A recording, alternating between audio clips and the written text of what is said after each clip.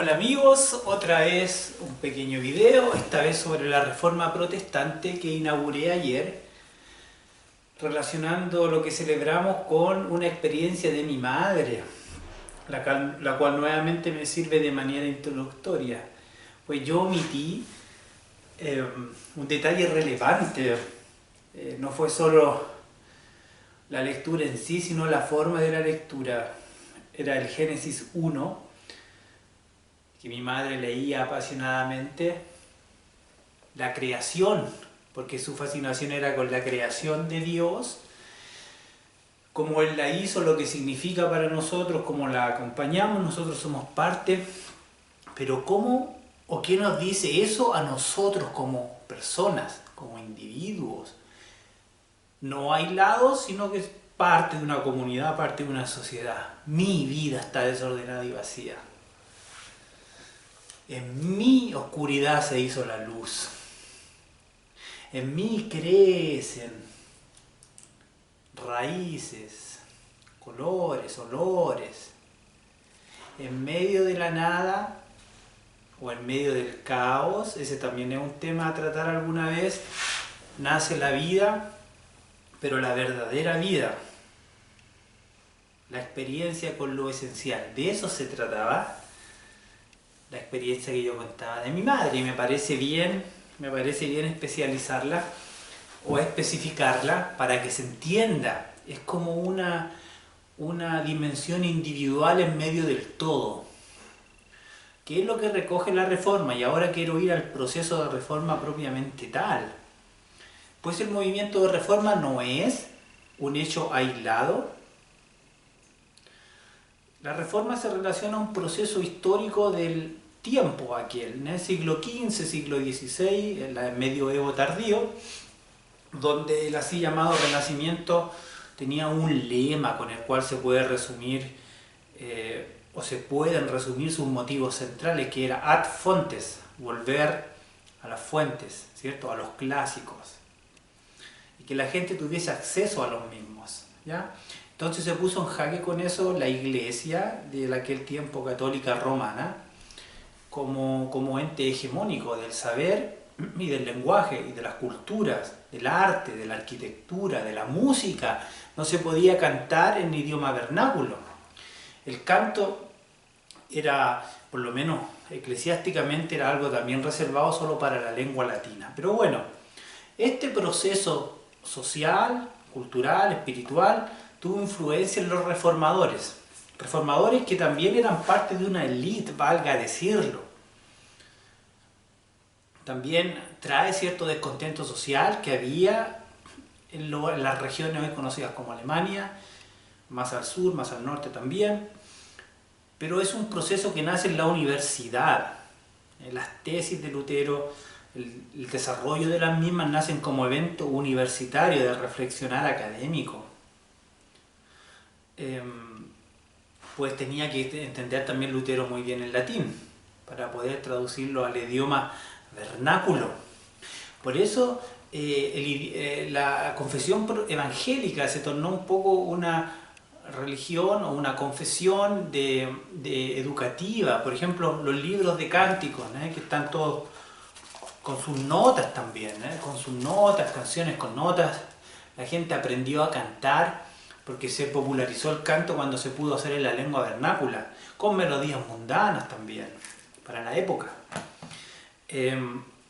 Bueno, entonces nace este movimiento primero eclesiástico, teológico, académico, de élite, y tuvo un buen recibimiento en el pueblo porque había una hegemonía feudal que también se fundamentaba en esa hegemonía eclesiástica, que Roma era el centro, todo centralizado, ¿ya? Entonces empezaron a crecer los nacionalismos, la idea de regionalismo, de independencia, lo que también es muy justo para poder distribuir la riqueza de un lugar. No que un lugar pobre pagara sus impuestos, digamos, para que se vayan al centro del país, del Estado. Y lo que pasa todavía en muchos países o regiones, por ejemplo, aún católicas en lo cultural, todo está centralizado en la gran capital, y las periferias o las regiones aisladas tienen poco que hacer, poco que decir y poco que recibir, incluso de su propia riqueza. Bueno, esto desembocó entonces en una especie de revuelta. La imprenta ayudó mucho, pues Lutero no es ningún digamos, inventor de nada. Esto ya venía de antes. Los valdenses, Wycliffe en Inglaterra, Hus en Czechia, en República Checa, y mucho más, ¿ya? Pero la imprenta ayudó mucho a que los postulados de Lutero se popularizaran. Esto llegó al pueblo.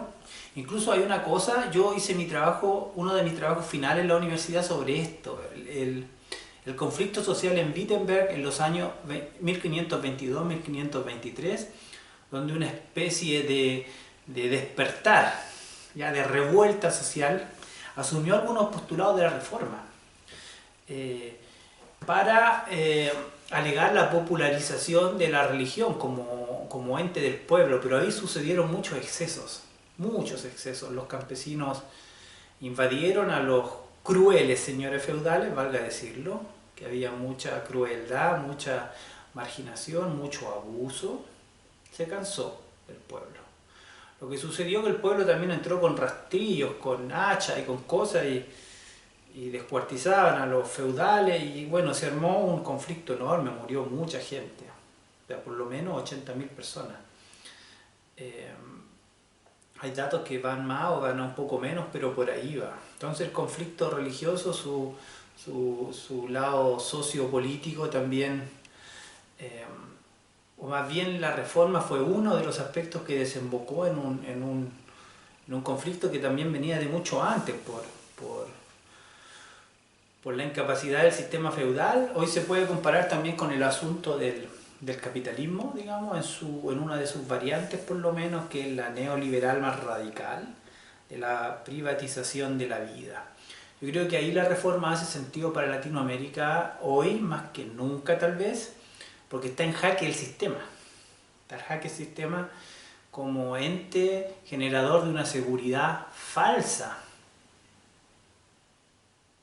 En Chile muy particular el tema de la privatización de la educación, de la salud, donde todos los aspectos de la vida están en venta y la seguridad está en cuanto se pueda sostener. Y muchas personas tienen como programa de vida también acceder a esos bienes de consumo, que en realidad no lo son, porque también significa un estatus y un reconocimiento. Entonces lo que marca la sociedad, el sistema, es una falsa seguridad, digámoslo así. Y los cristianos en este caso tenemos el deber, en el sentido protestante, quienes quieran asumir la reforma, de volver a la fuente, no hay más que eso. Y la fuente tampoco es Lutero, la fuente es la Escritura, pero más que la Escritura, el mensaje de la Escritura, que nace de la tradición oral, que nace del intercambiar, del experimentar al otro y a la otra. ¿Ya? En la ciencia bíblica eso, a fines del siglo XIX, comienzo del siglo XX, quedó muy de manifiesto, cuando la Escuela de la Ciencia de la Religión, el método histórico crítico, profundizaron en el texto y dataron los textos, digamos, en 70, 80 después de Cristo. ¿Qué pasa con los primeros cristianos? Es tradición oral que después se sistematiza. Por eso que no es lo literal del texto lo relevante, sino el mensaje que contiene, la tradición de fe que trae, la experiencia articulada, que sigue sucediendo. En este caso el libro está abierto y es regla de fe y conducta para que tratemos con él, con ella, con la Escritura críticamente. Pues que la Biblia sea el centro de nuestra fe, de nuestra vida comunitaria, no significa que la sigamos al pie de la letra, podemos verla críticamente. Formulaciones patriarcales, formulaciones arcaicas, también en lo social, en la pirámide social. Pero atrás de eso hay un mensaje que incluso nos enseña, deja en descubierto aquel mal social.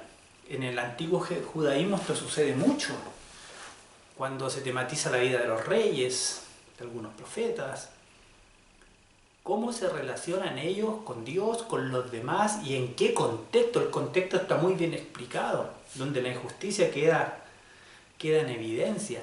Cómo algunos usan el nombre de Dios para hacer guerra. ¿Ya? Entonces todo eso es para nuestra reflexión. Entonces la Biblia ha de ser el centro del pensar protestante, pero como fuente de inspiración. Es algo que tenemos que asimilar, que dice para mí, vuelvo al ejemplo de mi vieja, ¿qué dice la creación para mí? Ese sentido individual de que somos parte de algo, pero también somos algo. Porque una vez que nosotros podemos pensar por nosotros mismos, podemos entender por nosotros mismos, podemos también interactuar con los demás, tomarlos en serio porque sabemos lo que vale ser valorado, ser considerado, que mi dolor es relevante, que mi esperanza es relevante, que mi preocupación es relevante, entonces la preocupación del otro, de la otra, es igualmente relevante. Entonces ahí se crea un círculo virtuoso al considerar la individualidad, la dimensión de Dios en el mundo individual, sin caer en una dimensión individualista, donde el centro soy yo y no Dios, y por ningún motivo el otro y la otra, o la creación. ¿Ya? Producto de la Reforma luego nace la así conocida ciencia bíblica, después de un proceso también de ir y venir entre el racionalismo, el pietismo. De eso voy a hacer un video también, pero me quería centrar en el asunto de la ciencia bíblica como resultado también del criticismo de la Ilustración, pensando en Latinoamérica, que no hubo Renacimiento, obviamente no, Reforma tampoco, no existía Latinoamérica como tal, colonizada por España, católica. Entonces el protestantismo llegó con colonos, con migrantes, con misioneros, después, ¡pum!, a enfrentarse al catolicismo, y no hubo proceso de renacimiento, no hubo ilustración, no hubo contrailustración, la respuesta, digamos, piadosa, no hubo revolución industrial. Llegó nomás, pero el proceso no se vivió. Entonces el enfrentamiento de las sociedades con la tecnología, los procesos nacionales, de identidad nacional, que desembocaron en muchas guerras, diferente a las guerras de independencia de Latinoamérica. Entonces la identidad de pueblo, la identidad de nación, es un poco diferente, tal vez parecido a lo de Estados Unidos, aunque igual hay matices. Pero ¿a qué voy? A no haber ilustración, a no haber este enfrentamiento regional frente a la revolución industrial. En Latinoamérica hay otras preguntas que están primarias.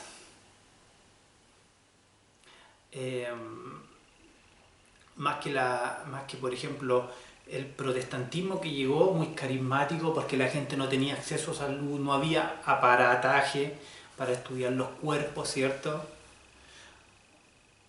La única razón o la única manera de acceder a la salud era a través de la oración, de la comunidad de fe.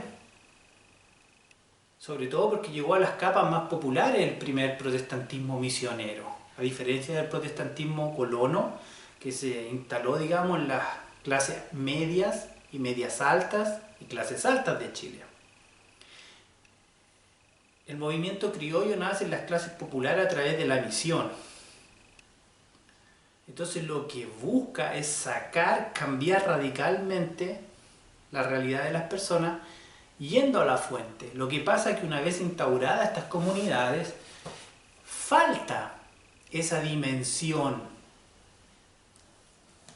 reflexiva del entendimiento, de leer, de pensar, de reflexionar, de discutir. Y dado el contexto católico, es como que ese espíritu romano también inundó estas comunidades. Entonces se generó una cierta de autoritarismo, y como el pueblo de aquellas congregaciones tampoco tenía el acceso a la educación, quedó el patrimonio de la verdad en manos de pequeños grupos. Entonces el peligro siempre está para todos nosotros creer que uno tiene la verdad, y el principio protestante llama a cuestionarlo. Pero no cuestionarlo por cuestionar, sino que reflexionarlo en torno al texto, en torno a la experiencia del texto, en torno al contexto en el que estamos. Entonces el protestantismo en sus orígenes tiene esta inclinación a lo situativo, a lo situacional, aquí y ahora, sin desconocer que más allá de todo lo que tenemos, de lo que somos, porque todo esto se va, gente, se va, se acaba. Lo bueno y lo malo se acaba. Esta semana he tenido muchos funerales yo acá y las despedidas. Es muy duro recomenzar, muchos de ustedes lo saben. ¿Qué es lo que queda de una vida? Nuestras preocupaciones, anhelos, discusiones. ¿Qué es lo que queda? ¿Qué es lo que somos? Entonces ahí el Evangelio vuelve a decir, lo esencial está entregado en el mensaje de la cruz y la resurrección. En la desesperanza puede nacer esperanza. La muerte y su poder no tienen la última palabra. Incluso una vida que se va, por muy pequeña que sea, si uno la ve con los ojos del Evangelio de la fe, esa vida deja algo y estamos invitados a asumirlo y a descubrir la eternidad en lo cotidiano, en lo pequeño, con las personas pequeñas, también con las otras, pero no por ser ellas grandes o especiales. Entonces los ojos de la fe nos muestran que todo lo visible es pasajero, ¿ya? Y esta invitación, digamos, no a cuestionarlo todo, sino que a volver a la fuente para pensar en qué se basa mi fe, cómo comparto el suceso de mi fe, cómo fue transportado, cómo fue compartido, ¿ya? Esto sin desconocer también el aspecto y la dimensión de la oración, de la comunión, que yo también los conozco muy bien por mi madre, digamos, pero también por mi camino propio, porque yo he hecho un camino propio, son lo otro. Uno puede ser influenciado por alguien, pero uno hace un camino propio y está bien que sea así. Entonces la invitación es a que pensemos en el asunto de la reforma. Hay mucho que descifrar, redescubrir. Pero hay aspectos de lo espiritual muy relevantes, que es la reflexión, la posibilidad de la reflexión al entender lo que tenemos frente a los ojos. Pero también las otras posibilidades de lo comunitario, como el cantar. Muchos de ustedes saben, sin reforma no hay Bach. Johann Sebastian Bach lleva también la reforma a lo musical, ¿cierto? Esa belleza austera, con sus contrapuntos. La liturgia en sí, los silencios de la liturgia, los silencios de la vida. Como se ha dicho, y como ya muchos de ustedes lo saben también, volvamos a las fuentes. No solo teóricas, sino también existenciales, a la fuente de las personas que nos entregan lo divino. Volver a los momentos aquellos, y como algo contrafáctico, contracultural. No volver a la oferta de la propaganda, no volver a lo que la sociedad estima como bueno. No es el colegio en el que estudia, no es la universidad en la que estudia, no es el barrio donde vive lo central, sino lo que tú haces donde tú estás. Porque ahí donde tú estás, Dios tiene acceso a ti, tú tienes acceso a Él. Tener proyecciones, querer movilizarse, querer cambiar, tener horizonte es muy válido. Todos lo hacemos y nos movilizan. Poder adquirir cosas tampoco es algo que debe demonizarse. El sistema capitalista en sí tampoco es el problema es el ser humano. Y el límite lo podemos poner nosotros. ¿Qué nos determina? ¿Dónde están las fuentes de nuestro hacer? Pero bueno, no quiero moralizar sobre nada, solamente quiero dar un impulso a la reflexión. Así que los dejo, un abrazo y quedamos en contacto. ¿Ya? Chao, chao.